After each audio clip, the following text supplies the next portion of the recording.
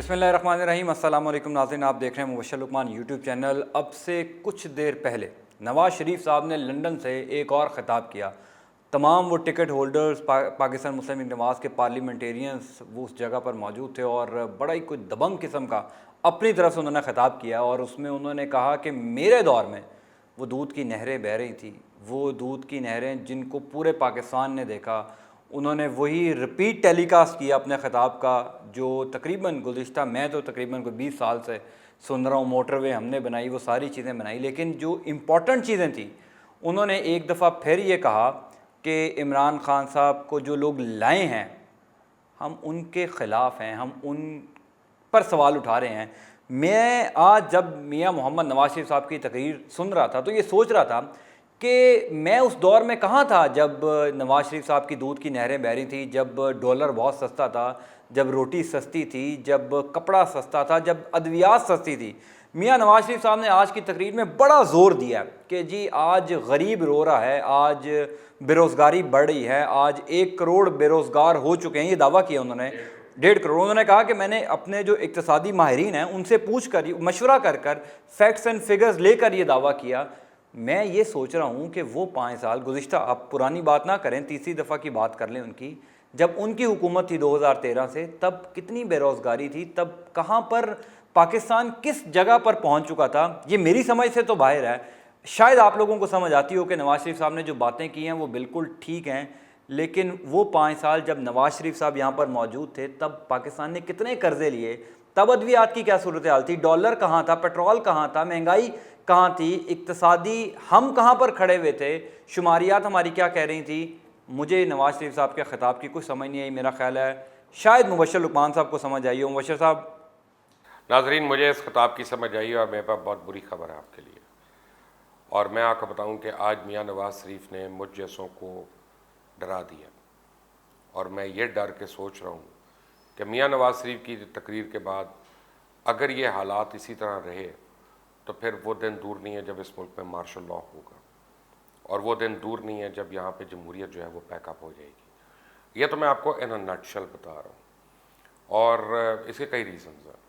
और मैं आपको बताऊं कि मियां नवाज शरीफ ने बहुत खौफनाक खेल चलना शुरू कर दिए। वो जूनियर ऑफिसर्स और सीनियर ऑफिसर्स और जवान और ऑफिसर्स, उनके अंदर भी वो एक डिवाइड क्रिएट करने की कोशिश करें, क्योंकि इनकी पूरी जो राइज है वो डिवीज़न और डिफाइंस के ऊपर मबनी है।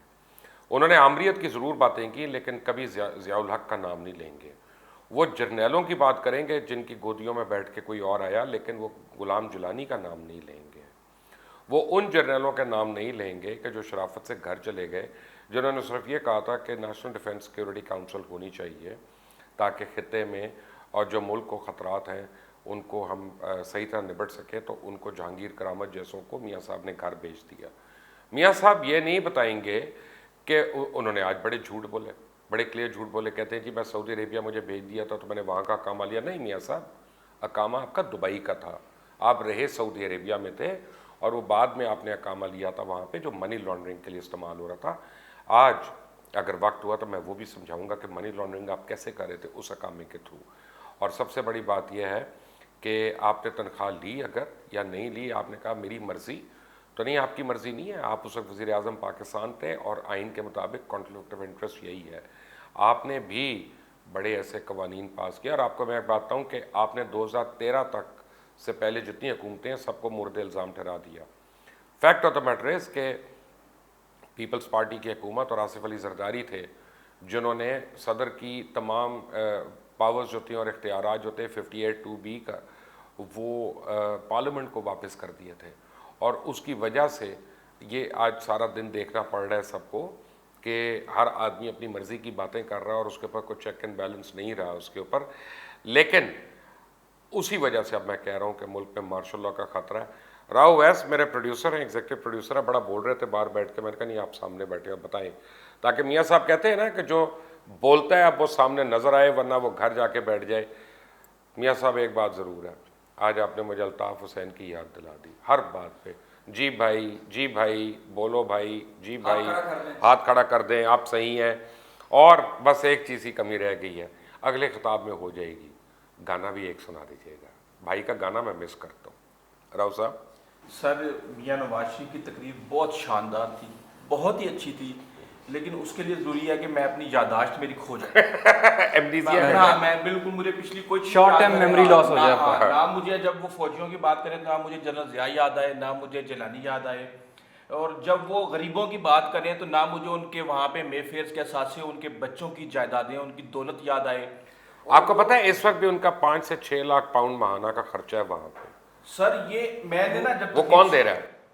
वो कहीं ना कहीं से आ रहा है सर। अच्छा एक मिनट, सॉरी, दवाइयों वजीफा का चल आपने रहा जिक्र है। किया, दवाइयों मैं का, जी, काट जी। रहा हूँ, सॉरी सॉरी सॉरी सॉरी। भाईजान कहते हैं कि गरीब को दवाइयाँ नहीं मिल रही। मैं आपको चैलेंज से एक बात आज खबर ब्रेक कर रहा हूँ आपको, आप दोनों के लिए भी ब्रेकिंग न्यूज़ है और पाकिस्तान की आवाम के लिए भी ब्रेकिंग न्यूज़ है। नवाज शरीफ ने सर्विसेज अस्पताल की जो दवाइयाँ थी उसके पैसे हुकूमत पाकिस्तान से लिए थे, अपनी जेब अच्छा। से नहीं दिए। बिल्कुल ये अपने जेब से नहीं दिए 27 लाख रुपया लिया है जी, 27 लाख रुपए सर। की। वो गरीब आदमी है सर, वो गरीब नहीं आदमी है बर्दाश्त कर तभी वो सकते होंगे। 7 लाख रुपया सर महीने, नहीं 7 कर लाख सकते पाउंड होंगे ना महीने सर को वो तो। करे। अच्छा वो इसमें कहते हैं 120 रुपए का पाउंड था, मियां साहब खुद आधा वास्ता है यार। सर, अल्लाह रे। सर, वो चाहते हैं- जब इनकी तकरीर शुरू हुई ना तो मैंने कहा यार मियां साहब के झूठ पकड़ता हूं मैं।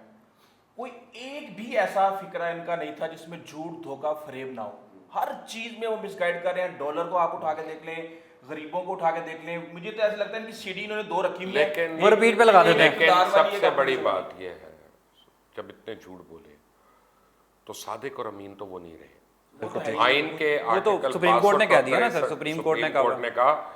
वो कहते हैं मुझे बताओ मैंने हाँ। वहां का कामा लिया क्या गलत किया? भाई आप सऊदी अरेबिया में थे तो आपने दुबई का दुबई का क्यों कामा लिया? क्यों लिया हुआ? बिल्कुल ठीक है। आप कमाल कर। बेवकूफ बनाने की कोशिश करेंगे जिसके पास नहीं है इन्फॉर्मेशन, जिसको नहीं पता, कम से कम वो अच्छा तो सर, आएगा एक ना। चीज़ जो है ना हम भूल गए हैं, मेरा ख्याल है उसको डिस्कस करना चाहिए। मियाँ साहब ने कहा कि जो डरपोक है वो हमारे दरमियान नहीं रह सकता, और ये बात मियाँ साहब खुद लंदन बैठ के कर रहे हैं, यानी इधर आके नहीं कर रहे। वो कह रहे हैं हाथ खड़ा करो जो डर। मसलियत का शिकार है। हाँ, वो कह रहे हैं मसलियत- डरपोक लेकिन- हमारे दरमियान लेकिन नहीं रह अब मैं सकता। आपको एक बात बताता हूँ कि आज मुझे इस तकरीर के बाद ये लगा कि ये जो पीडीएम है,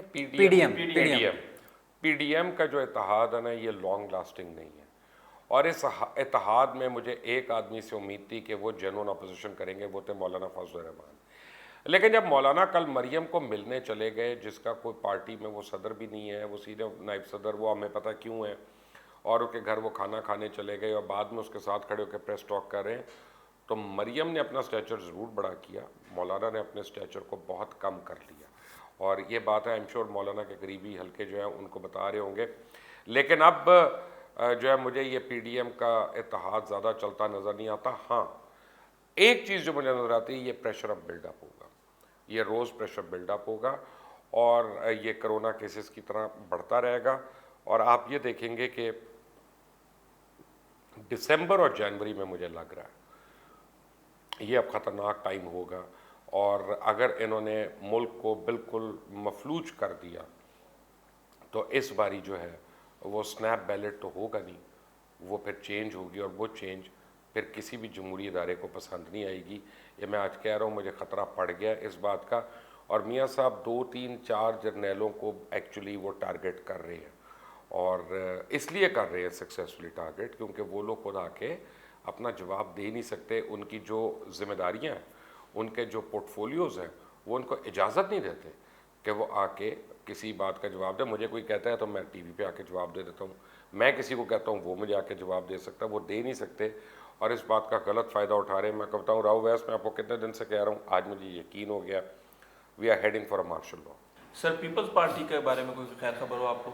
पीपल्स पार्टी बहुत सेंसिबल खेल रही है। और आपने पहले भी कहा था कि वो बड़ा अच्छा मूव कर रहे हैं। पीपल्स पार्टी, देखिए पीपल्स पार्टी के मतलब एक बात एक स्टेटमेंट नहीं आई जब से। नहीं, पीपल्स पार्टी के मतलब एक और बात याद करें, ये 15 साल 17 साल आप भी याद करें, मैं भी कर रहा हूँ, हमने आसिफ अली जरदारी समेत पीपल्स पार्टी को कितना धोया है बिल्कुल, उनके 5 सालों में।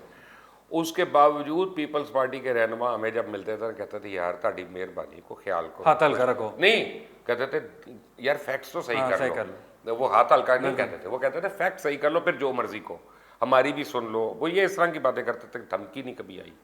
लेकिन पिछले दौर का भी आपको पता है कि उसमें क्या होता था क्या नहीं होता था, इश्तिहार कैसे बंद होते थे, फिर मालकान को कैसे आर्म ट्विस्ट किया जाए। लेकिन पीपल्स पार्टी सडनली मुझे लग रहा है कि अपने स्टेचर पे ग्रो कर रही है। और पीपल्स पार्टी मेरे जैसे लोगों को यार, जो उसके इतने शदीद मुखालिफ रहे हैं, हम लोग ये सोच रहे हैं कि पीपल्स पार्टी ऑपोजिशन करने में भी मुल्क दुश्मन नहीं हो रही है और इदारों को नहीं हिट। अच्छा सर, वो जो एपीसी थी वो हालांकि होस्ट पीपल्स पार्टी ने की, और उस एपीसी के बाद पीपल्स पार्टी, बिलावल साहब, जरदारी साहब बिल्कुल खामोश हैं, बिल्कुल वो। आज मियाँ साहब ने कहा सर एक छोटा सा सवाल पूछना है कि मियाँ साहब ने कहा मेरी 70 साल उम्र है, 35 साल तो आपकी भी है।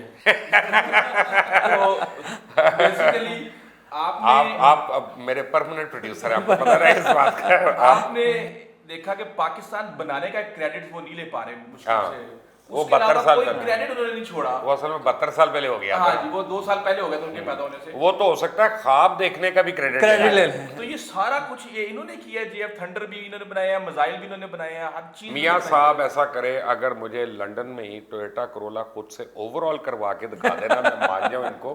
क्या बातें करते यार, इसको तो ये भी नहीं पता जिस गाड़ी में बैठा है उसका फ्यूल इंजेक्शन क्या है और कैसे है। फ्लाइंग का इसको क्या पता, सिवाय इसके कि कतर वाले के जहाज पे जाना है कि सऊदीया वाले जहाज पे जाना है कि 777 पे जाना है। ये भी नहीं पता कि डॉलर दुख कितने ये का था कि उस 777 में मैं अकेला बैठा था। 91 रुपए का डॉलर था, कहते हैं 100 रुपए का डॉलर था। अच्छा सर, एक बात जो है वो, चूंकि आप ज़ाहिर है हमारे से तजुर्बे में भी बहुत ज़्यादा हैं, जब मियाँ साहब गुलामी की बात करते हैं कि अब हमने फैसला कर लिया कि अब हम गुलाम नहीं रहेंगे, वो जो स्टेज पे लोग बैठे होते हैं, मैं उनके बारे में बड़ा सोच के जो है ना वो अफसोस का इजहार करता हूँ। ख्वाजा आसिफ साहब, राजा ज़फ़र उल हक साहब, एहसन इकबाल, वो सारे कदावर सियासतदान, वो जब मियाँ साहब की ये गुलामी वाली बात सुनते हैं तो वो खुद नहीं दिल ही दिल में सोचते कि यार हमारा लीडर तो फिर चला जाएगा, हम इधर ही रहेंगे। मैं आपको एक बात बताऊं कि ये इनमें बहुत अच्छे लोग भी हैं, कईयों को तो मैं ज़ाती तौर पे जानता हूं, जैसे हसन इकबाल को जानता हूं, खाकान अब्बासी साहब बिल्कुल इसी दफ्तर में मरियम के पीछे यहाँ मेरे पास वो गुलामी नहीं मुझे है। मिलने आ चुके हैं। और पूरा मैं एक ज़माने में मुझे शौक होता था एयरलाइन का ना, बिल्कुल ठीक है। कि कैसे ये वो, तो शायद खाकान अब्बासी साहब वज़ीर थे, वफाकी वज़ीर थे, वो खुद गाड़ी चला के उन्होंने मुझसे टाइम लिया, वो आए यहाँ पे, उन्होंने अपना लैपटॉप खोल के पूरे फिगर्स मुझे दिए कि अगर कभी एयरलाइन शुरू करनी है तो ये इसके तरीके हैं और ये इसमें गलतियाँ हैं। वो यानी ये सेंस रखने वाले लोग हैं। कहने का मतलब ये, ख्वाजा आसिफ से हमारे इख्तलाफात ज़रूर हैं, लेकिन ख्वाजा आसिफ जो है एक धड़ेबाज आदमी है, धड़ेदार आदमी है, और उनकी अपने हल्के में बड़ी से है, कोई इसमें। ख्वाजा साद रफ़ीक, ख्वाजा सलमान रफ़ीक, गो हमारी उनसे लड़ाई रहती है इसलिए कि साद रफ़ीक मेरा क्लास फेलो था, और क्लास फेलोज़ के आपस में जितना मर्जी आप अच्छा कर लें, तू मैं तो रह नहीं है ना। लेकिन जो रेलवे में काम किया ख्वाजा साद रफ़ीक ने, वो उनका क्रेडिट कोई नहीं छीन सकता। बिल्कुल हम उनके मतलब 100 बातें ज़रूर करेंगे जो कि होंगी, लेकिन रेलवे में उन्होंने बहुत तरक्की की और आज रेलवे कम है। यानी जो ख्वाजा साद रफ़ीक के ज़माने में रेलवे का हाल था, आज की रेलवे उतनी अच्छी नहीं है, ये मानना पड़ता है। तो लेकिन हैविंग सेड, ये लोग ज़्यादा देर नहीं रहेंगे। ये आपने तीसरी तकरीर आज सुन रहे हैं, 8 ऐसी तकरीरें हो गई ना, आपको ये क्राउड और ये सोफे आपको आधे ज़्यादा खाली नजर आएंगे। सर ये गुलामी के हवाले से मेरा एक पॉइंट ऑफ व्यू है कि मैं ये समझता हूँ कि इनकी जो सोच है वो आमरीत पे मबनी है। इन्होंने पाकिस्तान के तमाम इदारे फतह कर लिए हैं, एक रह गया है वो करना चाहते हैं, दूसरा कोशिश में। हाँ, जब मरियम की बारी आती है तो मरियम मौलाना फजल रहमान के साथ खड़ी हुई है, और सारे सीनियर लीडर सर पीछे खड़े में। खाकान नवाज अब्बासी शरीफ ने नहीं पीछे बताया खड़े तो हुए अपनी करके, बीमारी का वहाँ नहीं गुलामी बताया। की तरह। नवाज शरीफ ने नहीं बताया तो अपनी वो उनको बीमारी नहीं का पता, और फ्लैट लंदन नवाज फ्लैट्स का भी शरीफ नहीं ने पता। ये नहीं बताया कि जीआईटी रिपोर्ट मॉडल टाउन की जो थी उसको उन्होंने खुलवाने से किसने क्यों रुकवाया रोका। उसको? उन्होंने ये नहीं बताया कि सुप्रीम कोर्ट में वॉल्यूम 10 उनके वकील ने क्यों कह के रुकवाया कि ये ना खोलें और आज तक नहीं खोला। नवाज शरीफ ने ये नहीं बताया कि जो डीबी इंक्वायरी रिपोर्ट थी मॉडल टाउन की, उसको उन्होंने क्यों रुकवाया। और सर वो अपने दौर में कितने अपने मुकदमा एलडी ऑफिस में आग लगी थी, आज तक वो फाइलें कहाँ गई उसका नहीं पता लगा। ऑफिस में तो कई बार आग लगी। जहाँ रमजान शुगर मिल में आग लगी उसका नहीं बताया, चौधरी शुगर मिल का नहीं बताया। वो भूल जाते हैं, लेकिन उनको ये याद है। तरीन के ऊपर उन्होंने जरूर किया, लेकिन जब इन्होंने काफ लीग के 52 लोगों को लोटा बनाया तो फॉरवर्ड ब्लॉक बना के, तो उसका कोई जिक्र नहीं हुआ। जब इन्होंने मोहम्मद खान जुनेजो जब आ रहे थे तो एयरपोर्ट पे एक सिर्फ यामा 80 पे बंदा भिजवा दिया था उसको पिक करने के लिए, और बाकी सारे पीछे रह गए थे, उसका जिक्र भूल गए। उनको भी आपकी तरह मेमोरी लॉस है और एमनीजिया का अटैक। अच्छा, वो समझते हैं पूरी कौम को मेमोरी लॉस है, इसीलिए वो बार बार झूठ बोलते हैं। सर इस डिस्कशन को वाइंड अप करना है, लेकिन एक सवाल जो अब चूंकि जो आपने आगाज़ किया था कि आपको बड़ा डर है, ख़तरा महसूस कर रहे हैं, वो डर तब तक है सर जब मियाँ साहब वापस नहीं आ जाते। आपको लगता है वापस आएंगे और वो जो ये जो बड़के हैं, ये बड़के तो बहुत सुनी हमने उनकी। लंदन में बैठे हुए बाकियों कह रहे हैं बहादुर बनो बहादुर बनो बहादुर बनो।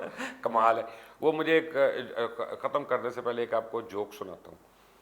वो जो किया है कि एक चूहा जा रहा था जंगल में, तो उसने देखा एक बंदर जो था ना वो चरस पीने लगा ना, तो चूहे ने कहा भाई बंदर जवान आदमी है, रात हसीन है, छोड़िए घटिया चीज़ है, वॉक करते हैं, सेहत बनाते हैं। बंदर बड़ा शर्मिंदा हुआ, वो साथ चल पड़ा। आगे गए तो एक भालू था, वो अपना जो है अफीम लेने लगा था।